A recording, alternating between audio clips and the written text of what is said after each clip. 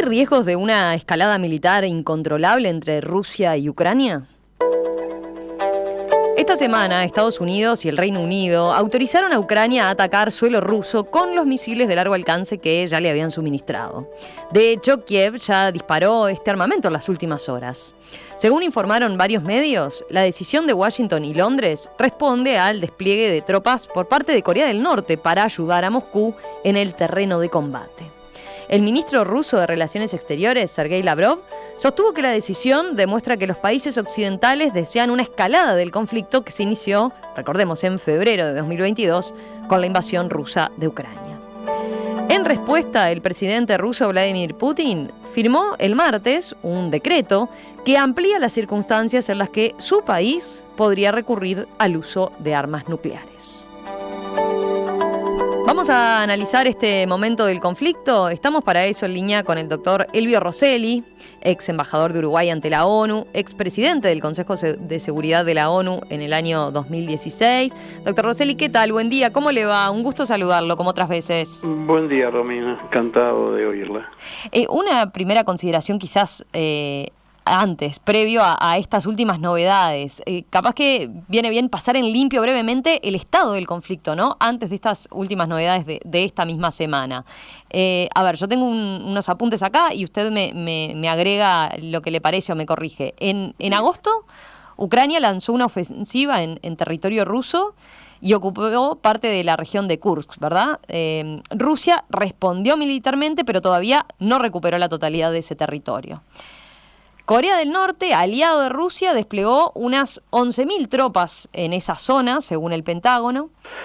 Y por otro lado, en el este de Ucrania, mientras tanto, se están registrando algunos avances rusos importantes, ¿no? Las fuerzas de Moscú han tomado unos 2.700 kilómetros cuadrados de territorio ucraniano en lo que va de este año, comparando con apenas 465 kilómetros cuadrados que había tomado en todo 2023. O sea, está avanzando casi 6 veces más.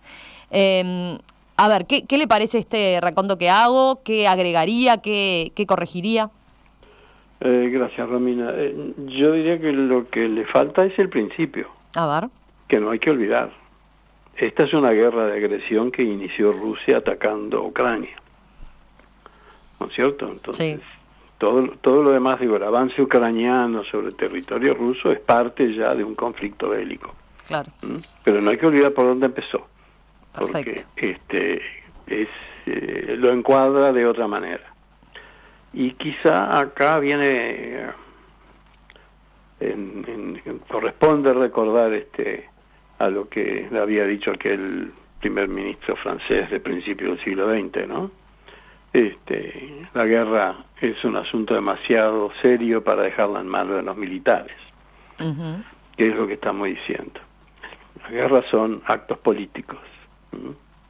El aspecto militar de la guerra es muy importante, claro, porque determina los balances en el terreno, determina quién puede estar ganando, quién puede estar perdiendo, a pesar que en realidad pierden todos. Pero no hay que olvidarse entonces que lo que estamos es ante la manifestación bélica en el terreno de actos políticos. El acto político inicial es el que sigue sin resolverse. Y toda guerra termina siempre con un acuerdo político. Después se apagan los cañones, pero claro, primero tiene que haber un entendimiento. Esto es simplemente, disculpe la digresión, pero a veces nos concentramos en los tiros y nos olvidamos que hay resortes para utilizar para controlar la situación. Vuelvo a su pregunta original. Estamos ante la amenaza de una expansión del conflicto. Es el eterno problema con la guerra. En inglés hay una expresión que se dice war creep, que es decir, la guerra se desliza, se arrastra y cantidad de veces va ocupando terrenos que inicialmente no estaban previstos, lo cual complica aún más el escenario.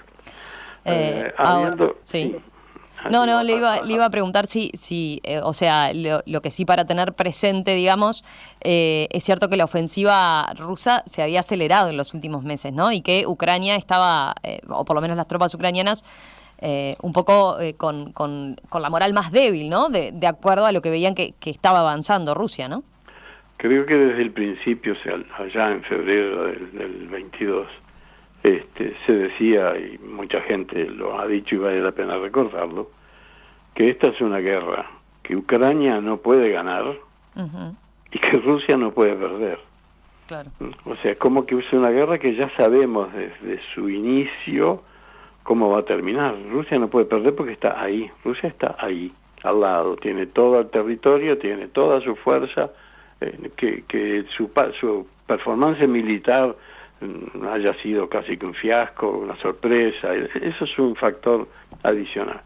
Pero que Ucrania no le puede ganar a Rusia está escrito poco menos que instantáneamente. Claro. No puede comparar la potencia de uno y otro. Entonces, creo que desde el inicio estamos en que lo que decía recién, esta es una guerra que Ucrania no puede ganar, que Rusia no puede perder y que por consiguiente es notorio que en algún momento hay que negociar. Y ya desde su mero inicio, un muy grande pensador, por más que sea aborrecido y adorado por muchos y por todos, que era Kissinger, fue que de inicio dijo: esto se arregla con un acuerdo de territorio por paz. ¿No? ¿Cuánto territorio? Habrá que negociar, pero es la única solución que tiene un conflicto que tiene unos aspectos culturales, poblacionales, de nacionalismo. El este de Ucrania siempre ha sido la zona más prorrusa, no solo por razón de contigüidad, ¿no? Y en algún momento, ¿por dónde se puede detener esto? Y esto se puede detener con un entendimiento, y el entendimiento necesariamente va a pasar por territorio. Es una cosa espantosa porque nosotros, como país pequeño que somos, rechazamos el concepto de la adquisición de territorios por la fuerza, porque claro, si no, nos pasan por encima de nosotros también. Pero lamentablemente hay conflictos en los cuales una solución, y entendámonos también, una solución no quiere decir de aquí a la eternidad. Ya estamos, está claro. ya estamos muy claros con muchos conflictos que hace 100 años que se vienen arrastrando y se arrastrarán por más tiempo, y simplemente lo que se está haciendo, una vez más citando a Kissinger, es contenerlo, ¿no? Claro. Embajador Rosselli, le propongo analizar estas últimas novedades, ¿no? En este caso, Estados Unidos, primero, ya le había suministrado a Ucrania, ¿no?, los misiles de largo alcance, pero claro, era solo lo había utilizado Ucrania a utilizarlos dentro de su territorio, ¿no?, para atacar tropas rusas, es decir, bien como para defenderse.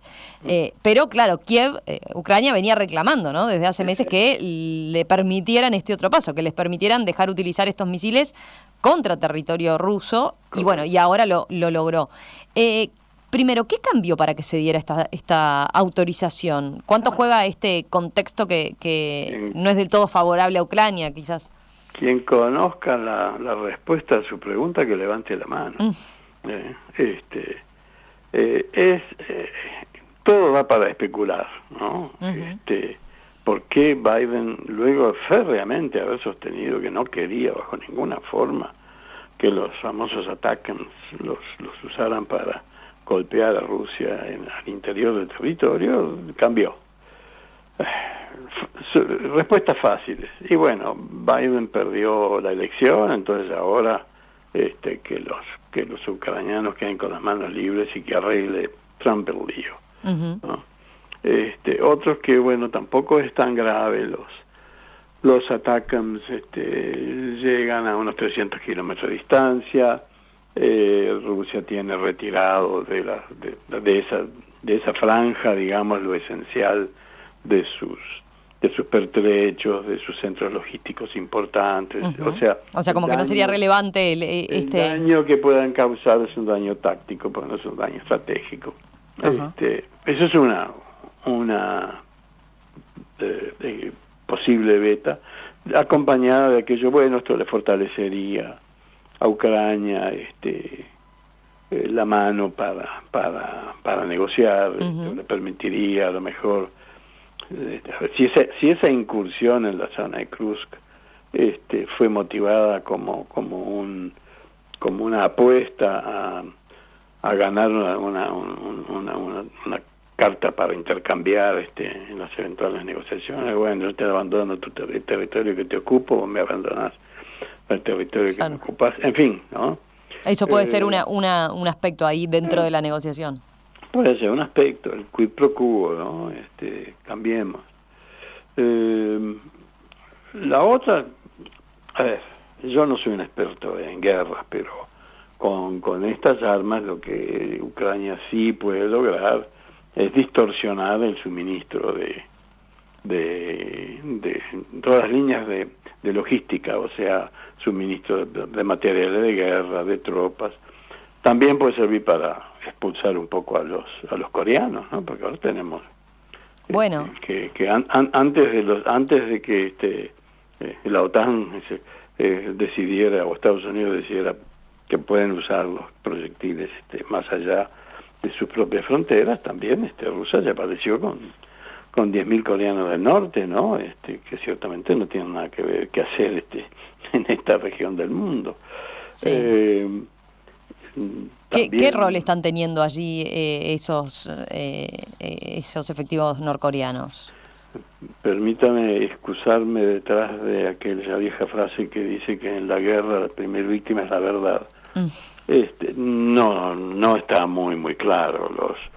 Los ucranianos dicen que básicamente están ya peleando en el frente, los rusos no han dicho mucho, no hay observadores imparciales que puedan darnos una fiel representación, y los que tienen los satélites flotando por ahí tendrán la información y la utilizarán a su manera cuando les resulte conveniente.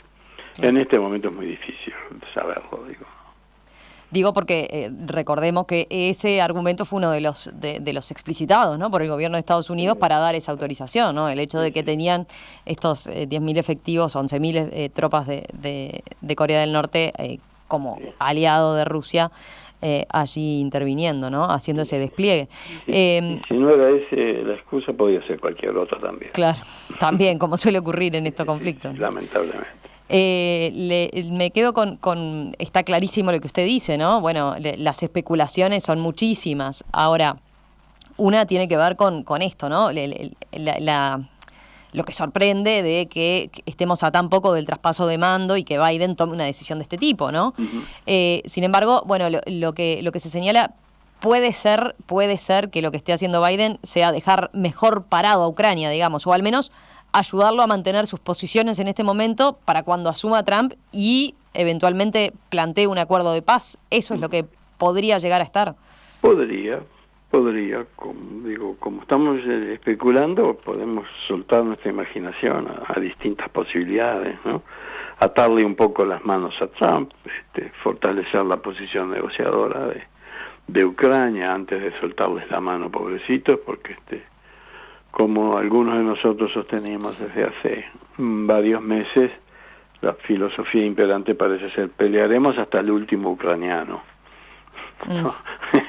O sea, los que van a seguir peleando son los pobres ucranianos, que tienen el apoyo tibio que han recibido de Occidente, por más de que sin ese apoyo tibio no hubieran podido resistir lo que han resistido. Los especialistas militares dicen que efectivamente los ucranianos han llevado adelante un desafío increíble, porque están numéricamente superados, tácticamente comprometidos, geopolíticamente condenados, y sin embargo resisten, pero la destrucción en este momento en Ucrania es algo descomunal, ¿no? Porque no hay que olvidarse que los rusos en guerra siempre han sido muy metódicos, inclusive contra sí mismos, destruyendo su propio país para no entregárselo a Napoleón en el siglo anterior, a Hitler en el siglo pasado, ¿no? La tierra arrasada es algo que la escuela de guerra rusa conoce muy bien y ya la empleó en Siria cuando estuvo apoyando a Assad, destruyendo a mansalva lo que se le ponga adelante, a cañonazos, a bombazos, y lo que está sucediendo en Ucrania es una destrucción sistemática, masiva, que sorprende que todavía los ucranianos aguantan, ¿no? Quería preguntarle antes de pasar a la respuesta rusa, ¿no? A esta novedad.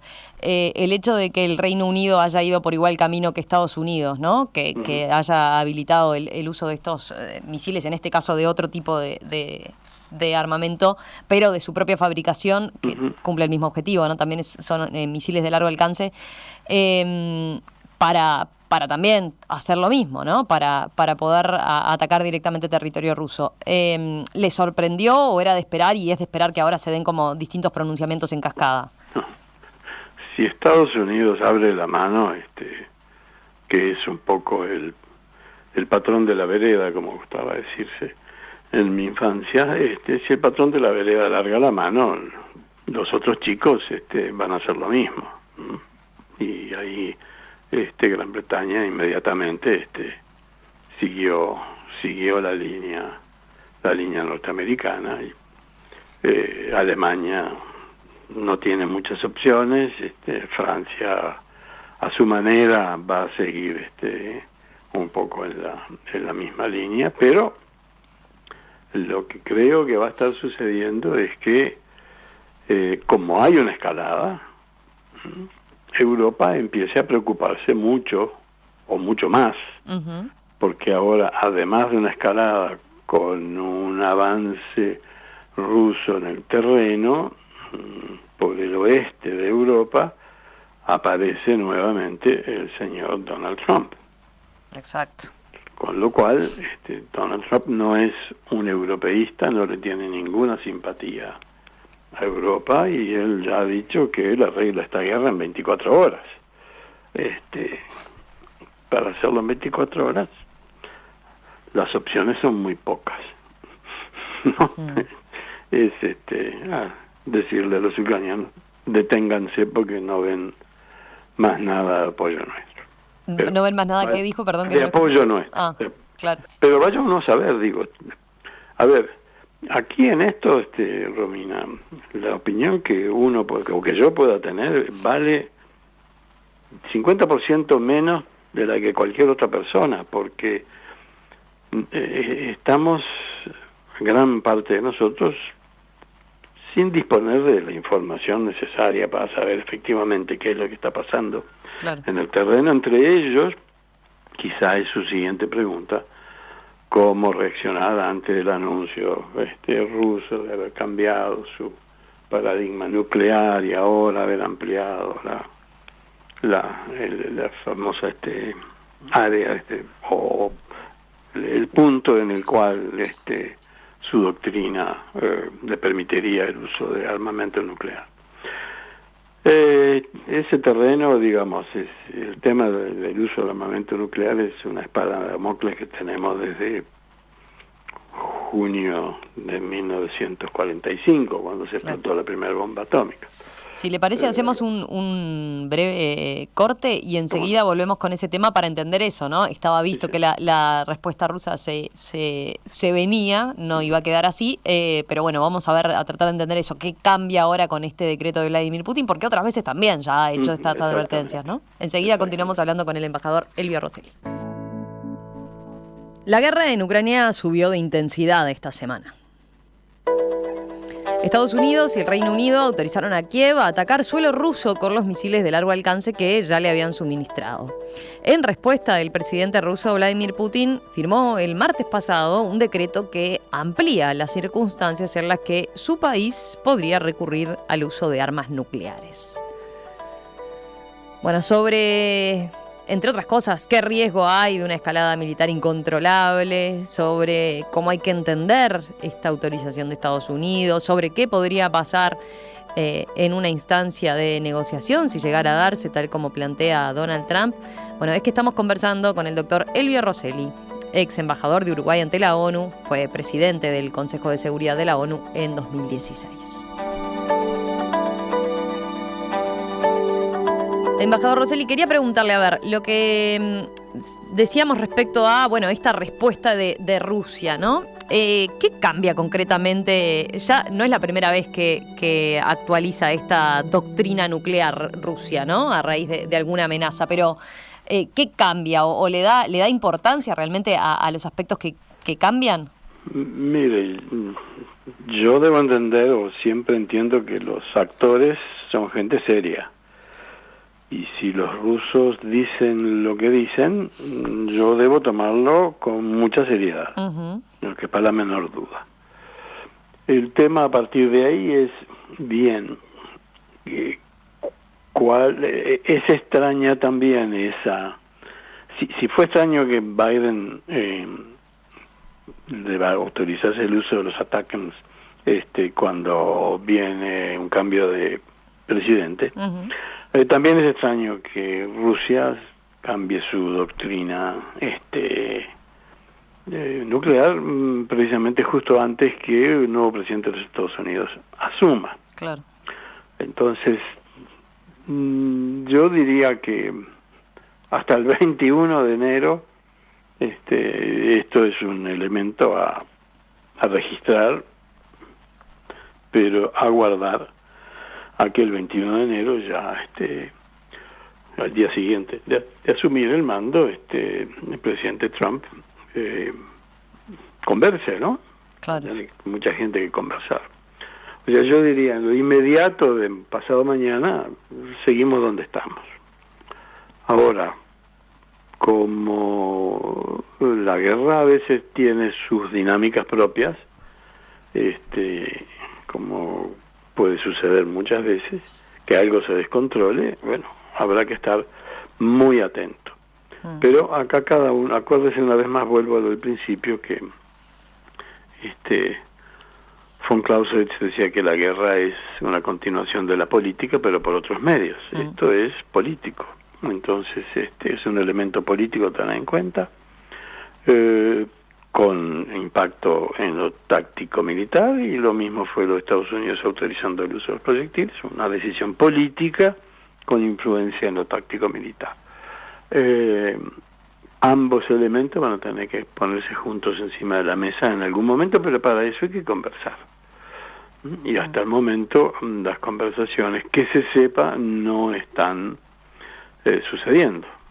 Antes de entrar en eso de las conversaciones, ¿no? Y en qué circunstancias, ¿no? Llegarían entonces, y con esta incertidumbre que tenemos, ¿no? De qué puede pasar en el conflicto y cuánto puede incidir Donald Trump una vez que asuma en Estados Unidos el 21 de enero.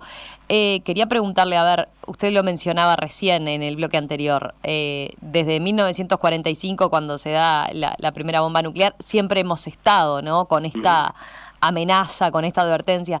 Ahora, era imposible que en general no se encendieran estas alarmas cuando se daba esta escalada, ¿no? Cuando Estados Unidos daba esta autorización.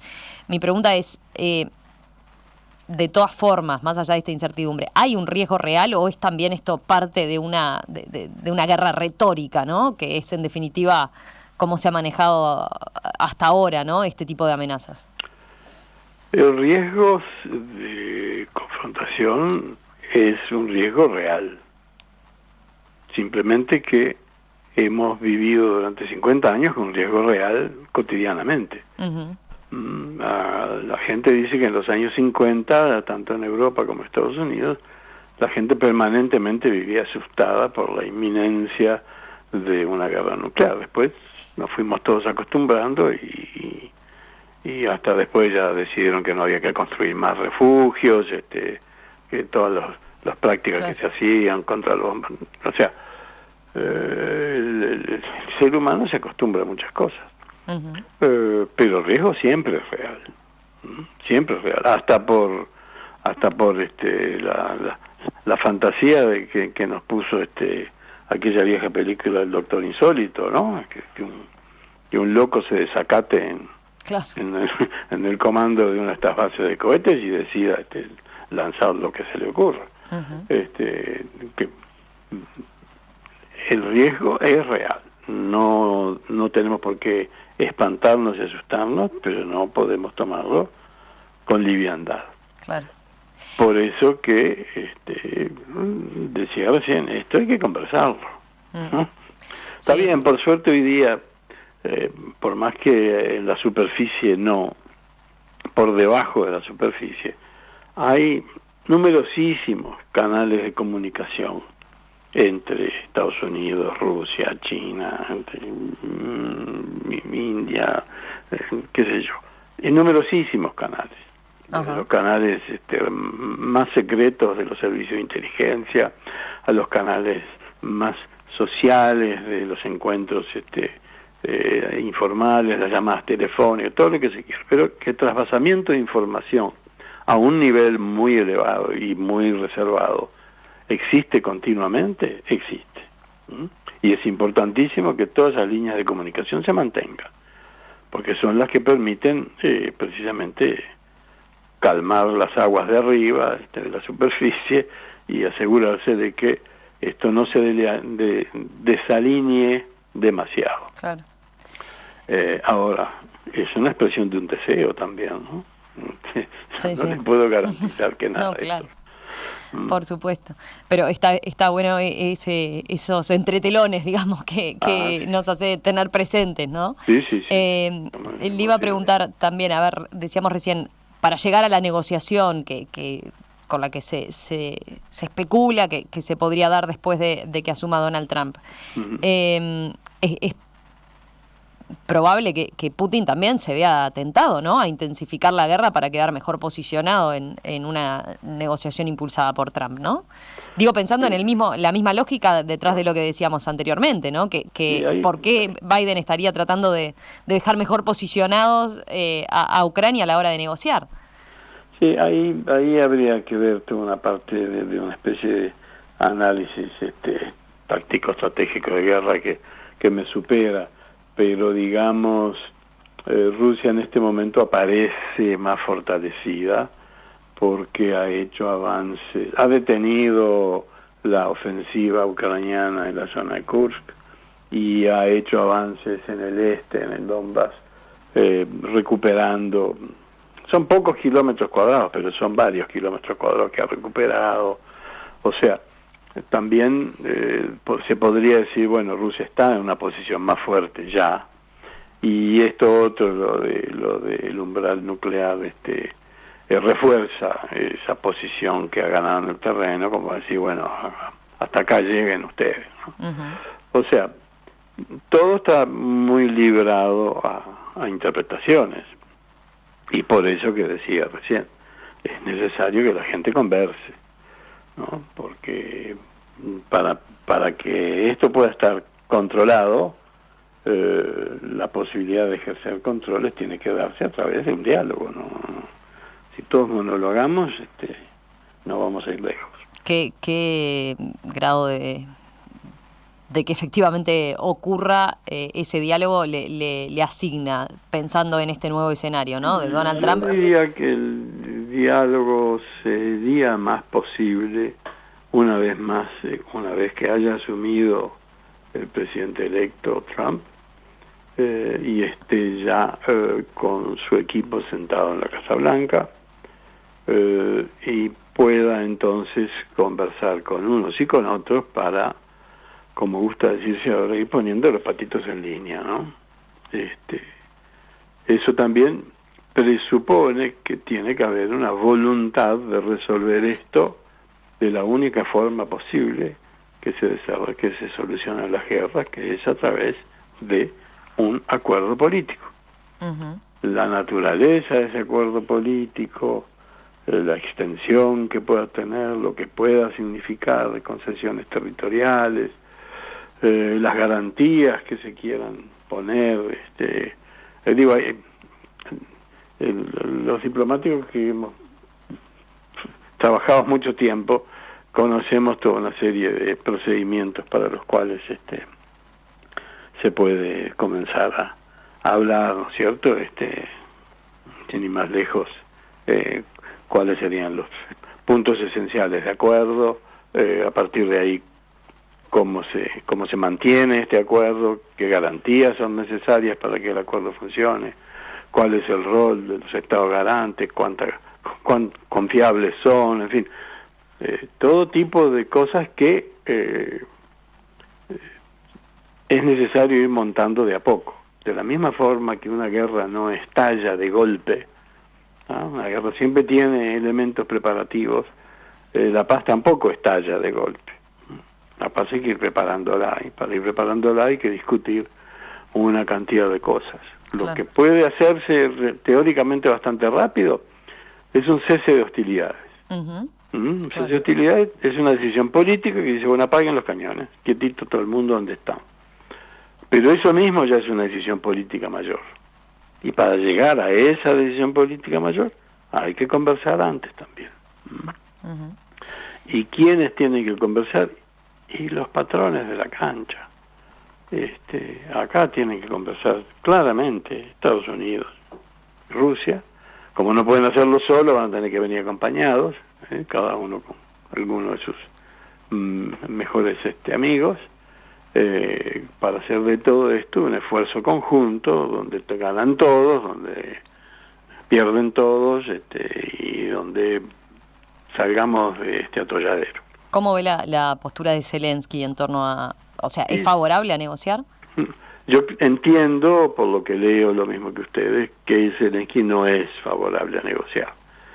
El tema es, ¿tiene otra salida? Sí, porque ahí de por medio también puede estar el corte de suministros que decida Trump, ¿no? O sea, Trump tiene esa carta de negociación o de amenaza, ¿no? Para sentarlo en una mesa de negociación. Sí. Entonces, Zelensky puede ser un obstáculo, y de ser un obstáculo ya sabe lo que pasa con los obstáculos en un clima de guerra, ¿no? Se los remueve o se los neutraliza, o puede transformarse en el hombre que a regañadientes y con dolor en el corazón protegió a su país deteniendo la guerra. El problema que va a tener es que va a perder territorio. Pero bueno. Sí, indefectiblemente usted dice no hay otra salida. Y el tema es cuánto pierda de territorio. Como me he equivocado muchas veces en mis vaticinios, puedo vaticinar con bastante comodidad que esto no tiene otro arreglo, sino es con una especie de paz por territorios, ¿no? El problema mayor, para este escenario que yo le digo, es que esto mismo ya pasó en 2014, cuando la primera expansión de Rusia en Georgia, y en Ucrania, cuando invade Crimea. Y hubo un acuerdo de Minsk, que tuvieron quienes le dieran garantía, ¿no es cierto? Ahora ya sabemos qué le pasó a los acuerdos de Minsk. Veremos dónde estamos hoy día. Entonces mucha gente también puede decir, pero esta película ya la vimos. Firmamos la paz y dentro de 10 años Rusia de nuevo mueve fichas. Y como no tiene apuro, seguimos para él. Son los riesgos que se toman cuando este tipo de confrontaciones no están realmente acompañadas de un entendimiento mucho mayor, que Minsk no tuvo ningún entendimiento entre Occidente, por llamarlo de alguna forma, y Rusia en cuanto a cuál sería la real naturaleza del statu quo. Rusia tiene una obsesión geopolítica, y es que su territorio no tiene defensa geográfica alguna hacia el oeste. Históricamente su defensa hacia el oeste ha sido tener estados tapón. Claro. Es un territorio geográficamente que usted entra como perico por su casa desde el Báltico hasta Moscú, desde París hasta Moscú. No tiene ninguna dificultad geográfica que se le impida. y es una preocupación que está en la psiquis de los rusos y que hay que entenderla. No hay que compartirla, pero hay que entenderla. Sí. ¿Cómo se extiende entonces para Rusia garantías? Es una arquitectura bastante complicada que en primer lugar tiene que suponer que haya de ambos lados la voluntad de efectivamente encontrarle una solución a ese nudo mayor. Bueno, pero como ese nudo mayor es muy difícil, empecemos por un nudo un poco más chico, que podría ser teóricamente un poco más fácil, que es la situación en Ucrania hoy día. Y la situación en Ucrania hoy día no debería ser luego simplemente, bueno, ponerlo en el congelador ya está, sino que fuere la puerta de inicio a un diálogo mucho más profundo que satisfaga a ambas partes. Doctor Elvio Rosselli, ex embajador de Uruguay ante la ONU, ex presidente del Consejo de Seguridad de la ONU en 2016. Como siempre, un placer, y muchísimas gracias por estos apuntes, por este análisis que nos permite estar mucho más y mejor situados entonces en estas novedades en el plano internacional. Volvemos a conversar. ¿Cómo no? Cuando guste. Acuérdese, esta opinión vale tanto con la de el que está al lado mío. Un abrazo. Que pase bien. Que pase bien. Chau, chau. Chau.